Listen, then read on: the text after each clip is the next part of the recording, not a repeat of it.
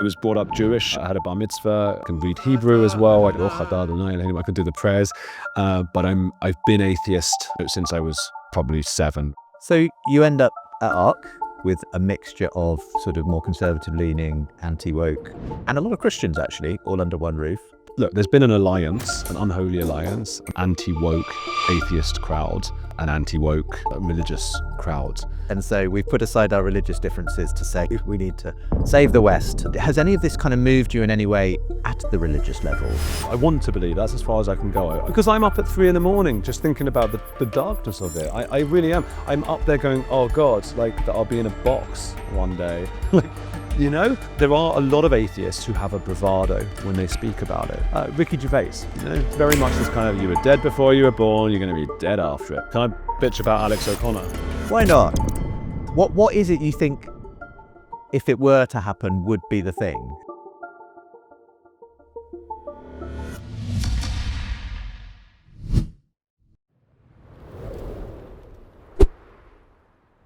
Andrew Gold, welcome. Thanks for having me. It's great to have you. We're talking here at the ARC conference. You are well known in YouTube circles for the Heretics channel, and I think your background in broadcasting goes back quite a lot further than that. Do you want to tell us a potted history of Andrew Gold? Yeah, I started making documentaries. I wanted to be Louis Theroux. Okay. Who doesn't? Well, I don't know. And so I thought I'd be the Louis who speaks different languages, because I thought it's such a hard way to get, how do you get in? So I went and lived in lots of different countries after university, studied English, did journalism after that, and then I worked at The Sun very briefly, and then went off to Colombia and Argentina, Germany, Brazil, learned all these languages, and I made documentaries out there, like about an exorcist, for example. We could talk about that. That's on BBC iPlayer, still there. And when I then went to sort of go and speak about the follow-up with the BBC, like what shall I do next? And they were very impressed, at least one or two people there were, because I'd gone and made it by myself. Just like I found a person with a camera, we rented all the equipment off, and made it, and it won awards, it did really well.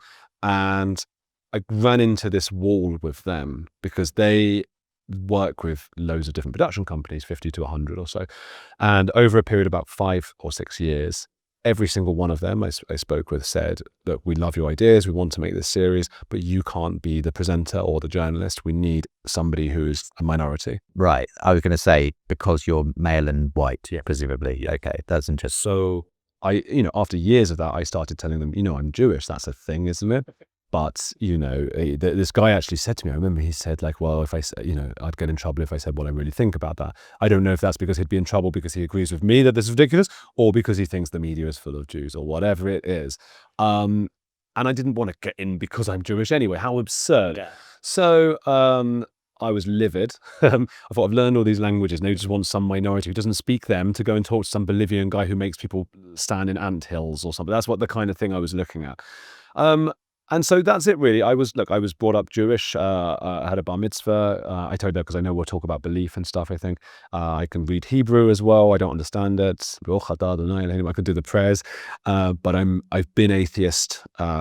Agnostic is fine. And, since I was probably 7, So culturally, ethnically Jewish, as it were, but not religiously practicing. Yeah. Per se. I even pushed back against culture when I was younger.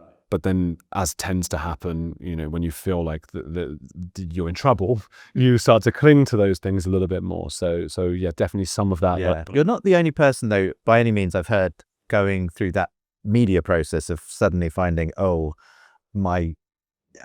talented, but for some reason my ideas are no longer the sort of for this moment, and have then developed a very successful career in other non-legacy media spaces, as you have. I had no choice, I guess. And I wanted to prove them wrong. It's like, no, I am good at this. Yeah, Look. yeah. But what the worst part of that was, and I think it's the worst part for so many people when this happens to them, is that not nobody, but most people don't believe you, particularly the woke, for lack of a better word. They don't believe you. And it's that thing of, we don't believe you, this isn't happening, but it should be happening anyway, is what goes on. Yeah. So has that provided the fuel for a certain amount of the conversations and videos that you do now host, this sort of pushing back against that quote unquote woke stuff? Yeah.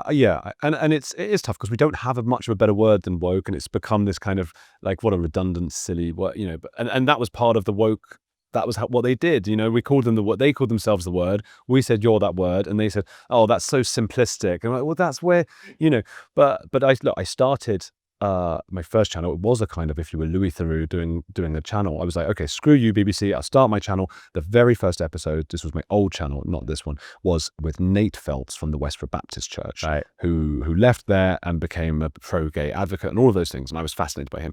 But every now and then I did episodes on like Scientology. I at one point, it was the biggest Scientology channel on the internet. I was like taking down Tom Cruise on my own. And all of those things. But every now and then I would do one about like trans, because I saw that had the same cultish elements that Scientology and all of these other things had, and Islam. And those were the ones that everyone lost their minds over. Right. My own subscribers unsubscribing.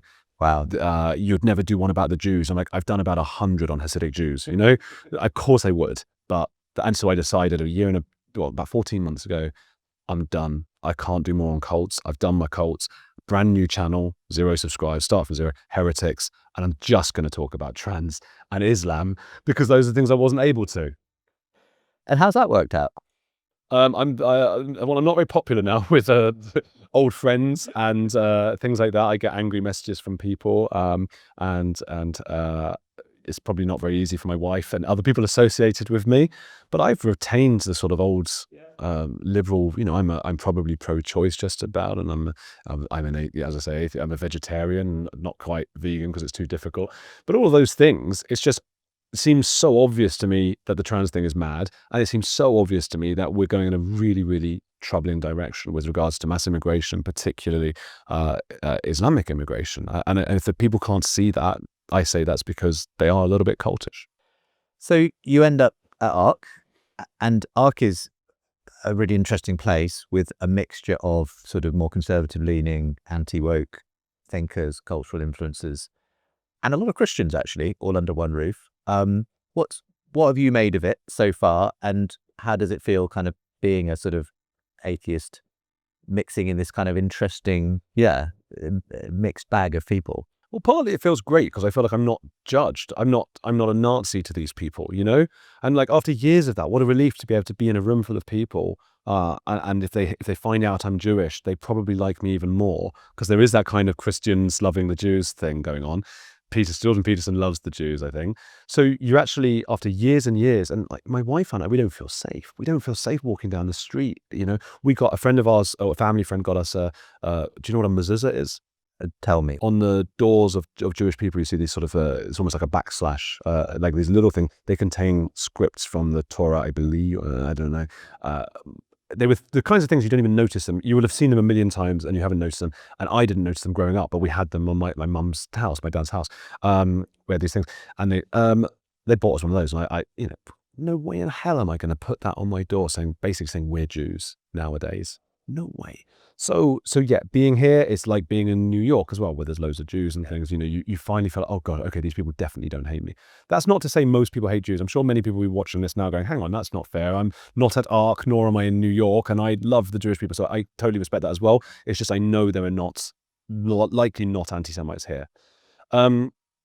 Look, there's been an alliance, an unholy alliance. I'm not the first to say this. We've been talking about it, all of us, I imagine you have been, for years, between a kind of anti-woke atheist crowd and an anti-woke religious crowd.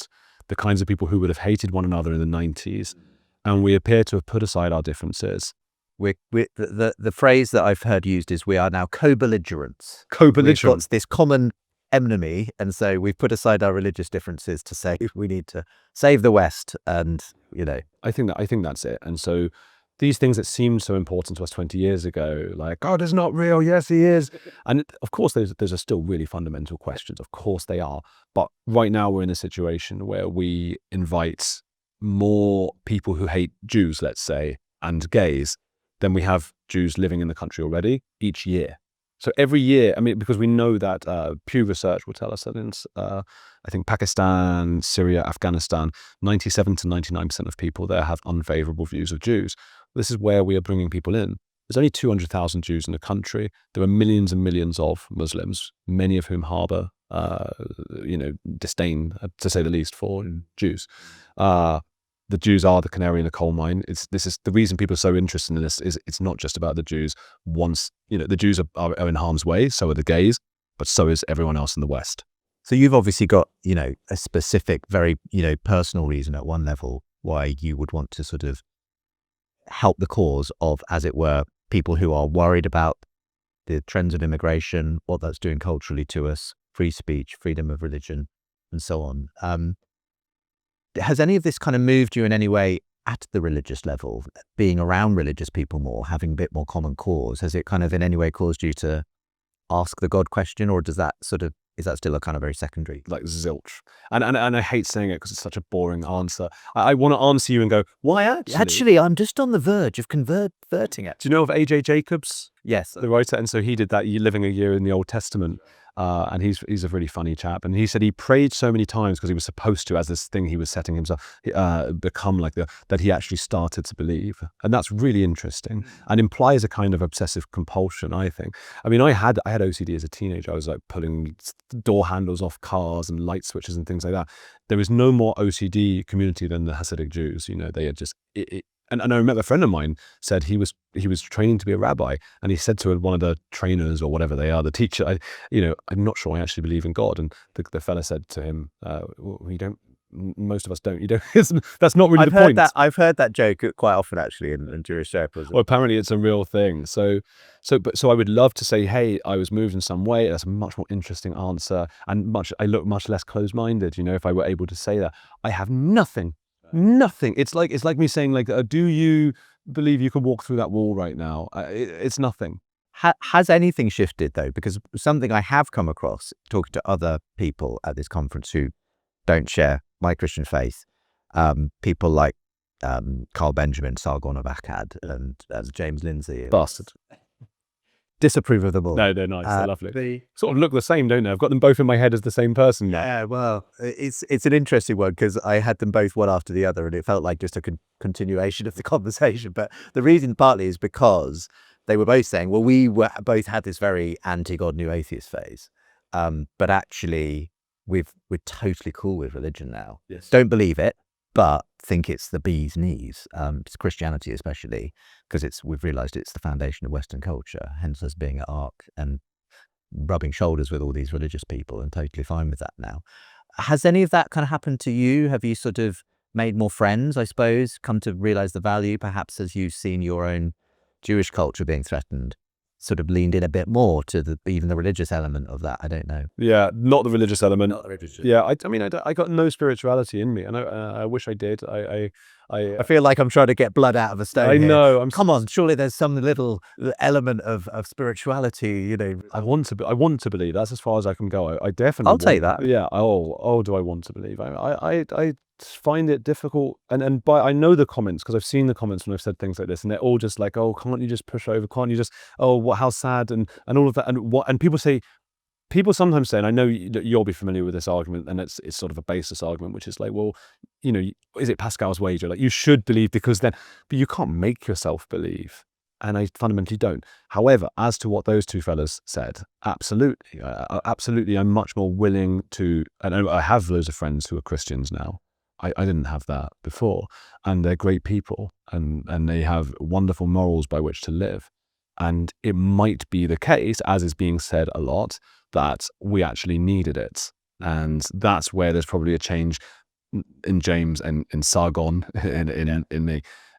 Maybe we need that. And that comes from a patronizing place. I don't mean to be, but it comes, and I don't mean patronizing to Christians, but it's patronizing to the people at large. But I do feel like you can sort of trust individuals, but large groups you can't. And I don't know how that works. And I'm sure, but I know everybody has that feeling of like an individual, yeah, well, he's not going to go and do a stupid thing. But 70 million people, they're going to do stupid things. So it's also, I don't mean to say, yes, for you guys, you need this kind of moral guidance, and I don't. Yeah. But, I guess the concern that even people like James Lindsay and Carl Benjamin have is, yeah, without some kind of guiding principle, then what we're left with is this kind of secular liberal mess and there's no story that helps people make sense of their life. It's gone wrong every time, hasn't it? The Stasi and the Bolsheviks. And, yeah. And so, but it does push into this sort of slightly awkward question that I keep bumping up against here of, well, is are a lot of people here basically saying we need religion as a useful fiction, for the opiate of the masses or whatever. Yeah. But it's a bit better than that. It's something really positive, but don't ask us to actually believe it. I mean, I'm not saying that's what you're saying, but it sort of is though, but I am aware of the complexity. Yes, exactly, and why it seems patronizing. Right. So you guys need these stories that I don't believe in. Yeah, I guess the other question I have for you, I wrote this book and I have this podcast series called The Surprising Rebirth of Belief in God. It is fascinating to hear all these secular intellectuals suddenly talking about God and faith in much more positive terms. But I think it is being met. You're obviously not on this train, but by a rise in the number of people who are taking religion more seriously at a personal level, maybe trying out church, maybe engaging their Judaism a bit more. I saw Dave Rubin just down the corridor here, Yes. and I had a conversation with him 6 or 7 years ago now, but it was sort of when he was on that Jordan Peterson train, and he said to me in this conversation, I don't call myself an atheist any longer. Yeah. And he said, I'm kind of really taking seriously my Jewish roots again, and trying out Shabbat and doing, and I don't know where he is now. He's about there still. Yeah. I spoke to him a couple of days ago about it. Okay. Yeah. And it's interesting because I just am bumping into more and more of that kind of thing happening now. People sort of being willing to dip their toes in. My simple question to you was, are you seeing that? Are you seeing a kind of an uptick in people trying religion on a bit more? Yeah, and I think that's not just because of the mad times we're in. I think that is the primary player here, but also as people get older, this is a trend, right? This does happen anyway. People, and I was always told that by my family, members of my family. You'll go back to when you get old. A lot of people do, and I can't discount that. I feel like I'm David Baddiel in that sense, and that I'm immovable, not deliberately. I want to move. That's a good analogy because I read his book. What was it called? The God Desire. Desire. Yeah, something like that. I think exactly, that's right. The God Desire. And his contention was, it's fascinating, very short read, was that basically he really wishes God existed actually. But he just says, I'm just an atheist. I just can't be convinced out of that. Yeah. I'm just and his view is that everyone who does believe in God, it's because they have this God desire and they've kind of leaned into it. Now, part of me wanted to get him in a debate and say, actually, there are all these really good apologetic reasons you should believe in God, David. But I kind of get it as well. He just doesn't. He's just not religious. He says it's just not who I am. And Richard Dawkins has said similar things. I don't hear the music that other people. I don't hear. That's how I feel. Yeah, but Dawkins doesn't seem to wish to either. Right. Whereas David does. And do you? Oh God! Because I'm up at 3 a.m. just thinking about the darkness of it. I really am. I'm up there going, oh God, like that I'll be in a box one day, and oh, what's that going to be like? And oh my God, and you have your existential moments. My God, yeah. My God. And, there are a lot of atheists who have a bravado when they speak about it. And maybe that was like maybe we talk about the 90s atheism. Maybe that was 2000s atheism. Ricky Gervais, is one of my favorite people in the world. But it's very much this kind of, you were dead before you were born, you're going to be dead after it. Now, I don't know if he has an existential dread at home, and he's in his 60s, and you do start to think about those things. Yeah.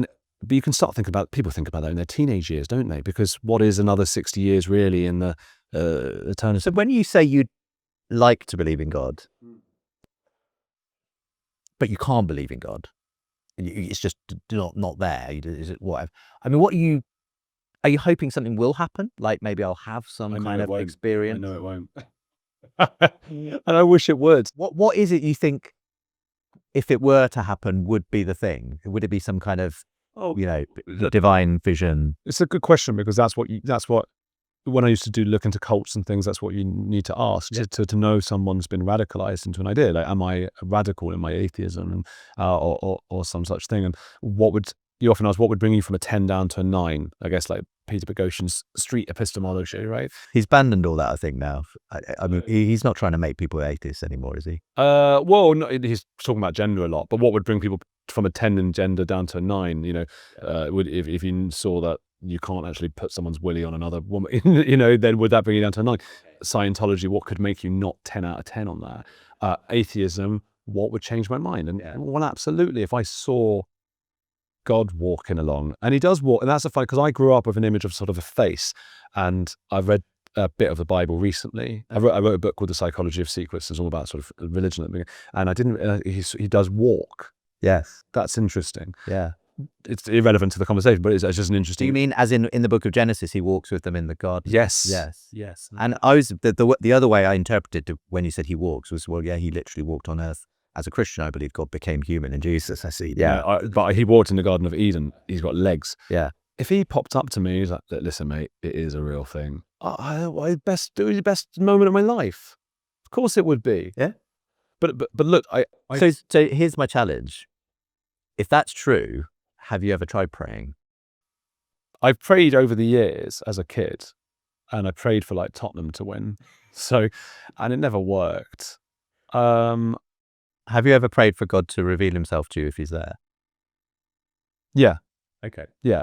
As a guy, I just saw him as sort of some invisible. I was like, "Come on, mate, pop in." Obviously not like that. I used more officious words and things. Slight diversion. Years ago, I was involved in something called the atheist prayer experiment, and I got about 70 atheists all praying over the course of 40 days for God to reveal himself to them. And it was a kind of brainchild of an Oxford philosopher, Tim Mawson. And it was a bit of a kind of Pascal's wager thing. It was like, well, look, it's worth a try, right? What are you going to lose? You might find nothing happens, or you might find it turns out to be true. And it was interesting because for most people, nothing happened. But for some people, something happened. And 2 people actually became Christians in the course of it.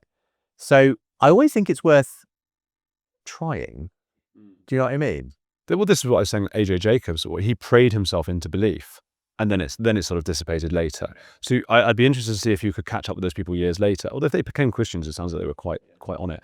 I think the most amazing thing on earth or in the universe is the human brain, and it can create the most remarkable things. And we've all had moments where we thought something was something and then it wasn't that thing, and the brain has imagined what it might have been and so on. And I don't even want to bore your audience or you with the number of kind of, placebos and things like that. You've heard all those arguments, you know all those stories, but that's where my mind is with that. Well, I've loved engaging your mind for half an hour or so. Thank you very much for kind of being willing to just be subjected to a barrage of bitch about questions. Alex O'Connor.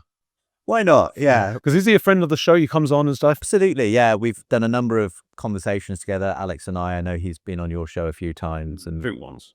He's like this, apart from you. He's the smartest guy. He's far smarter than me, and I'll take that. He's just so sharp. He's ridiculous. And a Christopher Hitchens. Obviously, he studied Hitchens' sort of body movements and posturing and he's become his own man, though. He's very. I mean, Alex is fascinating. Yes, and he was in New York at this thing I was at, Dissident Dialogues, where we were speaking there, and he walks around. There's like disciples following him. There's like he is like this Messiah figure being trailed by 12 disciples. Yeah, I couldn't believe it. But this is I've told the story before. I don't know if he might have a different opinion of it or whatever. But it was quite funny. We were watching Dawkins and Hirsi Ali debating about religion, and she was very much of the, I'm a proper Christian, and he was sort of, what are you talking about? And it was funny both ways, But it was it was a very split audience, which I like. And so every time Ian made a point, clap, clap, and when Richard made a point, clap, clap, clap. Yeah. And I was my wife was next to me, and next to her was Alex. And for he and I could see we were getting into like it might have been in my head. That's why he might dispute this. I felt like we were getting into a little passive-aggressive competition here, because when Dawkins said something right that was interesting and good, I was like, meh, meh, meh, meh, meh. And when Ian said like spiritual things, of which to me were just like, what are you? I love Ian, by the way, but yeah, he was then like, and it's like, come on, mate. He's trying to show off that, you're the atheist and you accept the other way. Look how open-minded. He's great. He's wonderful, and he's super smart, and maybe he'll be religious one day. Well, hey, he's another person I love to have these kinds of conversations with. Thank you for spending some time with me, and all the best as you go on to, I'm sure, even greater heights with your own work. Thank you so much. Lovely to meet you. And you.